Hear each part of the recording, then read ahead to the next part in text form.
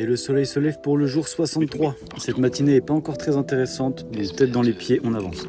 On peut entrevoir parfois quelques belles vues, mais c'est surtout des chemins blancs. On passe par un petit village où on prend de l'eau et on prend un tout petit peu de hauteur. On est encore dans le département de l'Hérault. C'est quand même vallonné et quand on peut les voir, les paysages sont jolis. On prend une bonne descente comme on n'en avait pas vu depuis longtemps jusqu'à Saint-Géniès de Varençal. Un peu après, on passe Plaisance et au passage, on a rattrapé Nico qui est parti un petit peu plus tôt ce matin. Puis on s'est écarté du chemin de l'Exa pour aller se faire un petit resto avec François. On en profite pour faire charger les tels.